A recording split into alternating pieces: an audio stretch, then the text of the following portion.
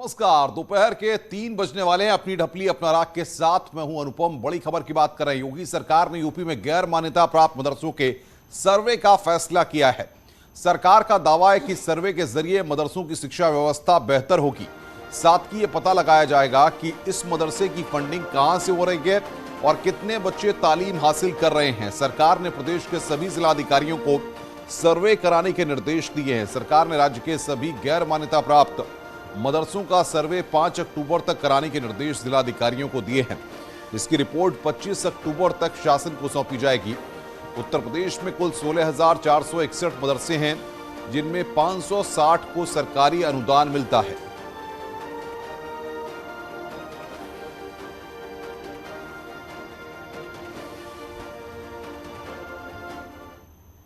और आइए अब आपको ग्राफिक्स की मदद से उन तमाम चीजों के बारे में बताते हैं कि मदरसों को जो अनुदान मिलता है या जो राशि मिलती है उसको लेकर के क्या है।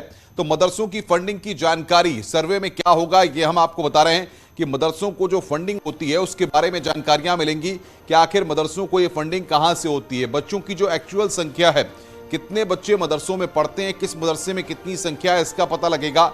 छात्र छात्राओं की सुविधाओं का सर्वे होगा कि आखिर मदरसों के अंदर छात्र छात्राओं को क्या सुविधाएं मिलती हैं, ये बाकायदा सर्वे में निकलकर सामने आएगा। निजी या किराए की स्कूल की बिल्डिंग है, यानी कि मदरसे जहां पर संचालित किए जा रहे हैं वो बिल्डिंग निजी है या किराए पर है, अध्यापकों की संख्या कितनी है, उसकी भी जानकारी निकलकर इन सर्वे में सामने आएगी। तो मदरसे में कुरिकुलम जो है वो लागू होगा, इसकी भी सर्वे के द्वारा जानकारी निकलकर सामने आएगी। क्या चीजें वहां पर पढ़ाई जाती हैं, कौन सा कुरिकुलम वहां पर लागू होता है, इन तमाम चीजों की जानकारी सर्वे में निकलकर सामने आएगी। तो सरकार का दावा है कि सर्वे के बाद गैर मान्यता प्राप्त मदरसों में शिक्षा की व्यवस्था मजबूत होगी। साथ ही इन मदरसों में शिक्षा का स्तर आधुनिक होगा। मान्यता प्राप्त मदरसों में टीचर्स के ट्रांसफर हो सकेंगे, नॉन टीचिंग स्टाफ के भी ट्रांसफर संभव हो सकेंगे। साथ ही मृतक आश्रितों को नौकरी मिल सकती है और महिला कर्मचारियों को मातृत्व अवकाश मिलेगा।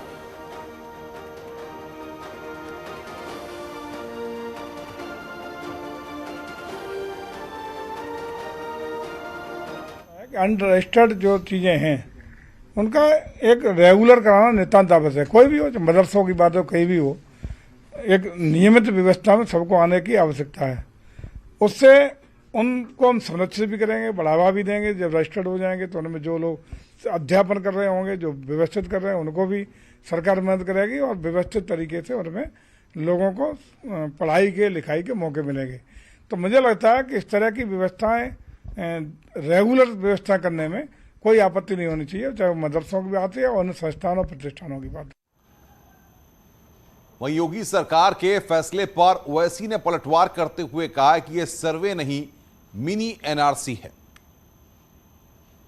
मुझे एक फंडामेंटल राइट हासिल है कि मैं अपने मदरसे खोलूं, अपने पसंद के एजुकेशन इंस्टीट्यूट खोलूं। इसमें सरकार क्यों मुदाखलत करेगी? आप सर्वे क्यों करना चाह रहे हैं? आपको इससे लेना देना क्या है? क्या आप उनकी तनख्वाह दे रहे हैं? जो मदरसा बोर्ड के तहत मदरसे हैं उनकी तनख्वाह तो आप दे नहीं रहे हैं पिछले 4 साल से। ये मदरसे प्राइवेट मदरसे हैं, अनएडेड मदरसे हैं और आर्टिकल 30 के तहत इसको कायम किया गया है। तो स्टेट गवर्नमेंट क्यों सर्वे करा रही है? आपको लेना देना क्या है? अब आप एक ऑर्डर जारी कर दीजिए ना कि अब आप मुसलमान मत रहिए, आप कुरान मत पढ़िए, नमाज मत पढ़िए। ऑर्डर जारी कर दीजिए, वही करना चाह रहे आप। ये सर्वे नहीं है बल्कि एक छोटा एनआरसी है ये। उधर समाजवादी पार्टी के प्रवक्ता अमीक जमई का कहना है कि सरकार शिक्षा नीति से ध्यान हटाना चाहती है। 2017 के बाद मदरसों को ग्रांट नहीं मिला। मदरसे को लेकर जो जांच की बात आज सामने आई है, योगी सरकार दोबारा एक बार शिक्षा नीति से अपना ध्यान हटाने का काम कर रही है। हम तो कह रहे हैं कि एक मदरसा पर पूरे देश, उत्तर प्रदेश के इंस्टीट्यूशन पे आप एक सर्वे बिठाइए कि कितने इंस्टीट्यूशंस हैं जिसको योगी जी ने 2017 के बाद एडेड ग्रांट किया, कितने मदरसा मॉडर्नाइजेशन के प्रोजेक्ट के तहत उनको मदद दी गई।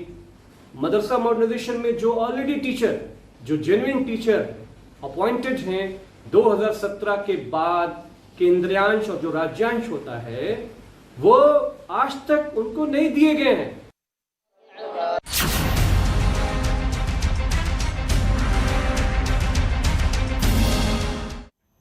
और अब सियासत की बात कर रहे हैं। 2024 चुनाव को लेकर उत्तर प्रदेश की सियासत पूरी तरह गरमाई हुई है, लेकिन अखिलेश शिवपाल के बीच चल रहा शीतयुद्ध अब महायुद्ध बनकर सामने आ रहा है। पहले आपको खबर बताते हैं, फिर इसके बारे में विस्तार से बताएंगे भी और इसके मायने भी समझाएंगे। दरअसल शिवपाल यादव के घर पर आज यदकुल पुनर्जागरण मिशन के गठन की घोषणा हुई है। इसके संरक्षक शिवपाल यादव बनाए गए हैं और डीपी यादव इसके अध्यक्ष। शिवपाल यादव के मुताबिक इस यदकुल पुनर्जागरण मिशन के 5 उद्देश्य हैं। सबसे पहला शोषित वंचित कमजोर तबके के हर वर्ग को जोड़ना, जातीय जनगणना, ई रेजिमेंट की मांग, बेरोजगार युवाओं के लिए नौकरी की मांग और किसानों के लिए एमएसपी की मांग। इस मिशन का दावा है कि यह किसी पार्टी के विरोध में नहीं है और न ही समर्थन में है, सिर्फ जनता की आवाज उठाने के लिए है। इसको लेकर हर स्तर पर कमेटी का गठन होगा और समाज के उत्थान के लिए संघर्ष किया जाएगा।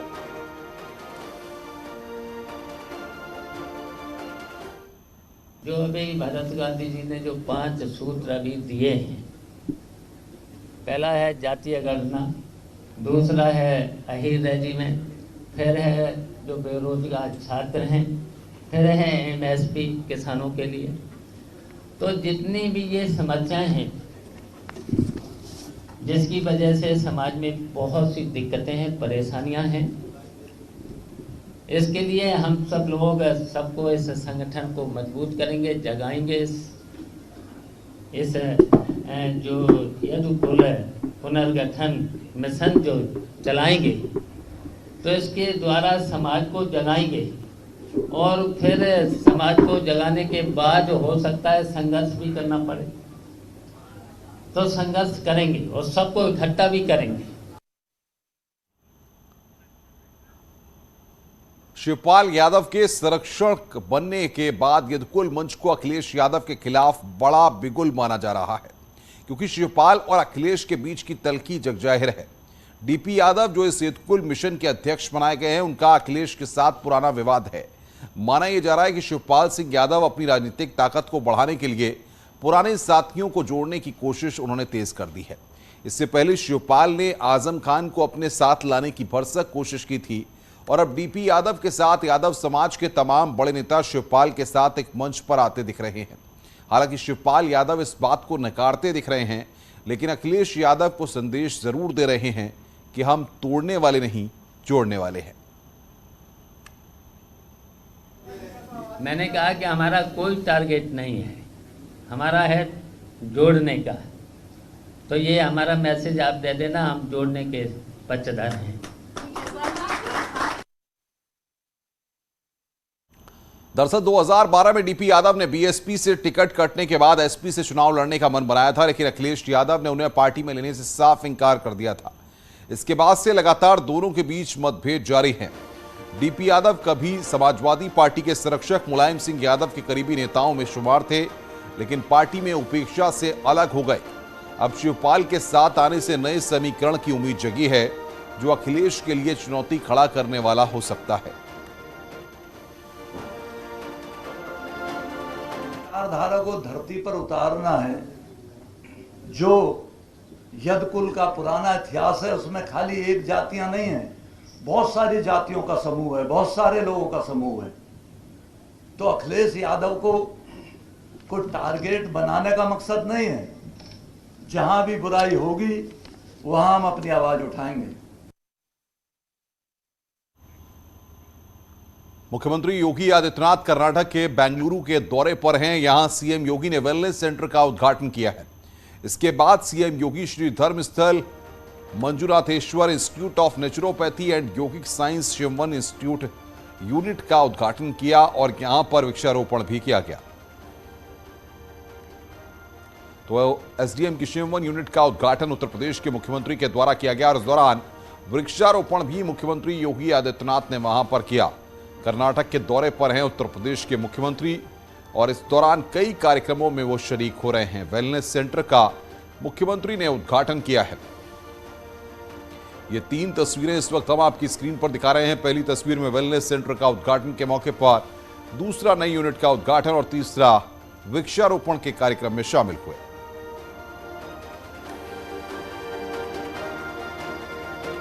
यूपी बीजेपी के अध्यक्ष भूपेंद्र चौधरी ने पीएम मोदी से मुलाकात की है। अध्यक्ष बनने के बाद यह पहली मुलाकात थी। कई मुद्दों पर दोनों के बीच करीब 40 मिनट तक बातचीत हुई है।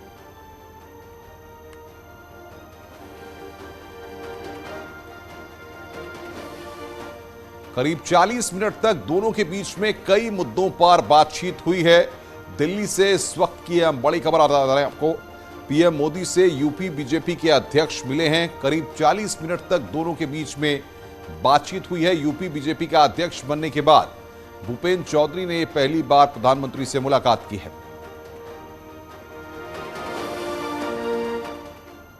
लखनऊ में समाजवादी पार्टी दफ्तर के बाहर झंडा बैनर की दुकान चलाने वाले आज अखिलेश यादव से उन्होंने मुलाकात की। बुधवार को नगर निगम के इनकी अवैध दुकानों को बुलडोजर से हटा दिया था।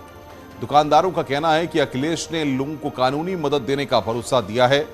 दुकानदारों का आरोप है कि एसपी ऑफिस के बाहर बाकी दुकानों पर निगम का बुलडोजर नहीं चला और सिर्फ समाजवादी झंडा बैनर की दुकानों पर निगम के द्वारा कार्रवाई की गई है।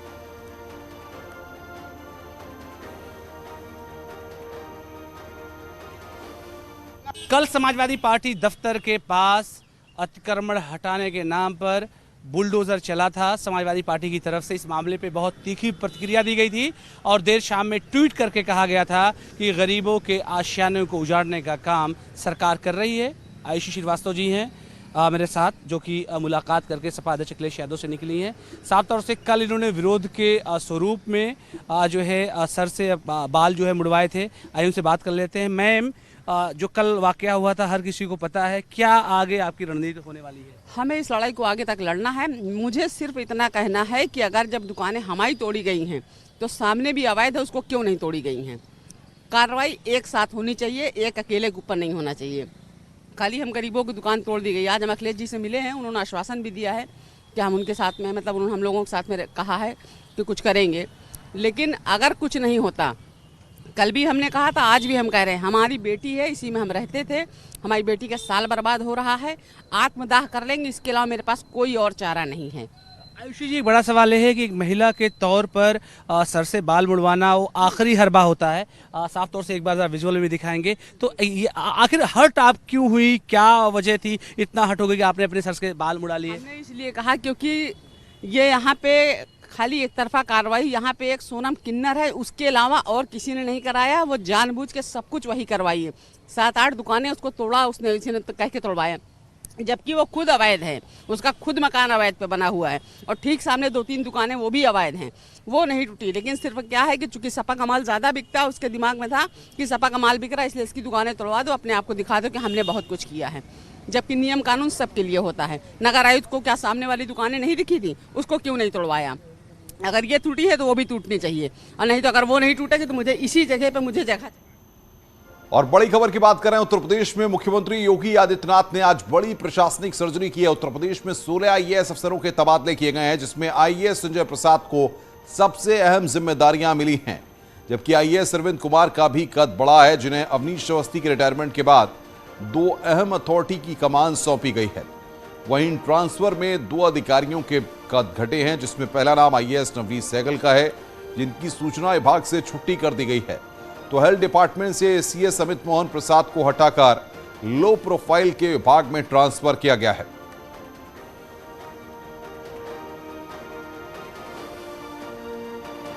तो ये 3 तस्वीरें इस वक्त हम आपको दिखा रहे हैं। आईएएस संजय प्रसाद, नवनीत सहगल की तस्वीरें इस वक्त हम आपको दिखा रहे हैं।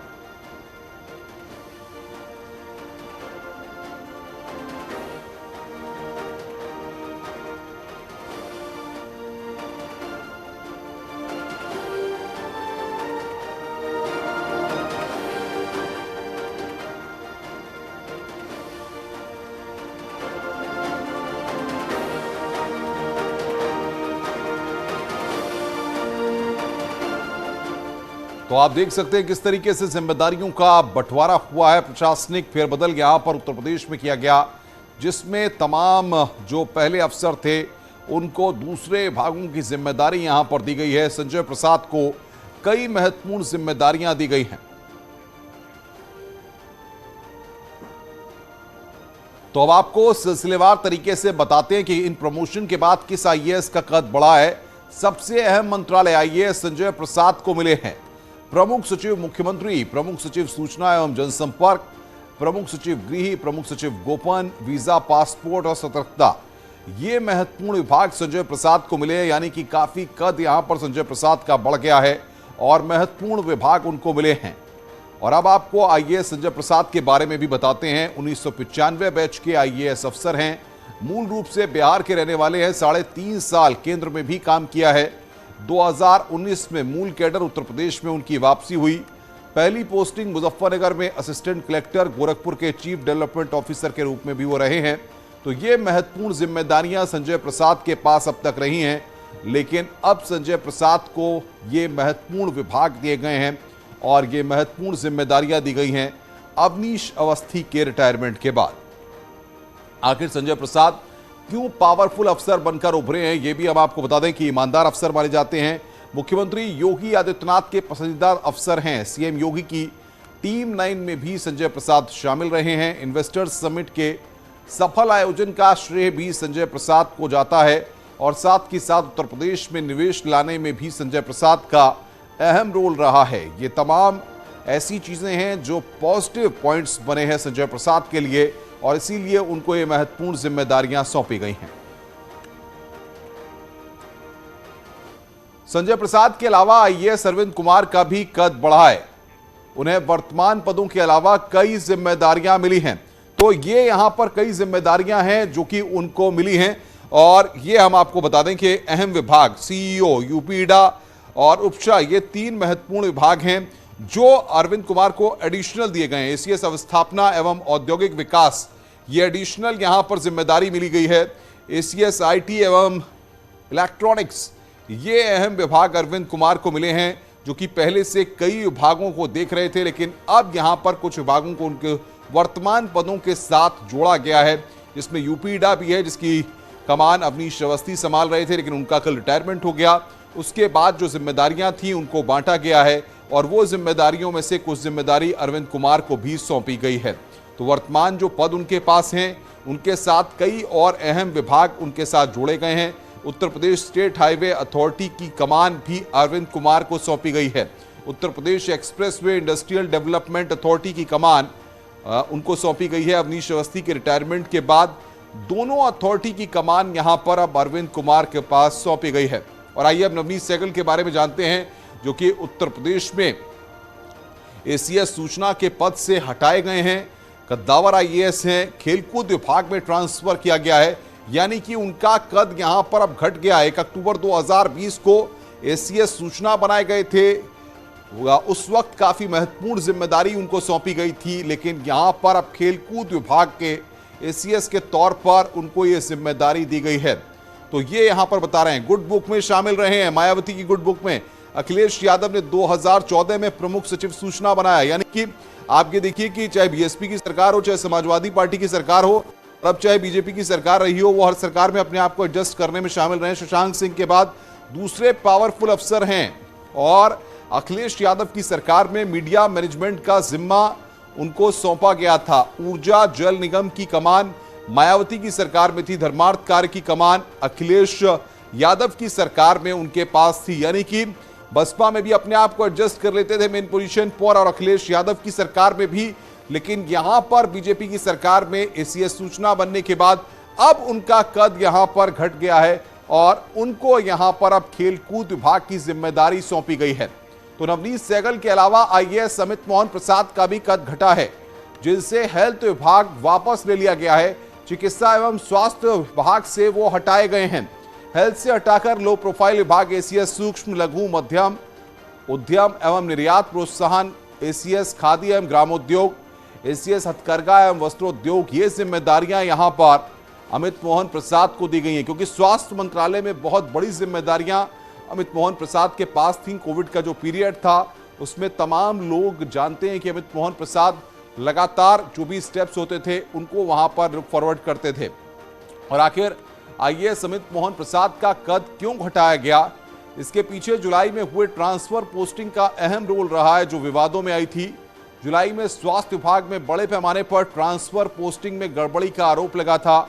डिप्टी सीएम ब्रजेश पाठक ने इसको लेकर नाराजगी जताई थी और सीएम योगी ने 3 आईएएस को इस पूरे मामले की जांच का जिम्मा दिया था और रिपोर्ट के बाद 48 ट्रांसफरों को कैंसिल कर दिया गया था और अब यहां पर अमित मोहन प्रसाद को भी स्वास्थ्य महकमे से हटा दिया गया।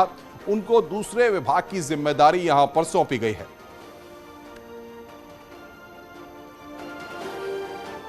खबरें लगातार जारी है, रुक रहे हैं यहां पर एक छोटे से ब्रेक के लिए। ब्रेक के बाद जल्द हाजिर होते हैं।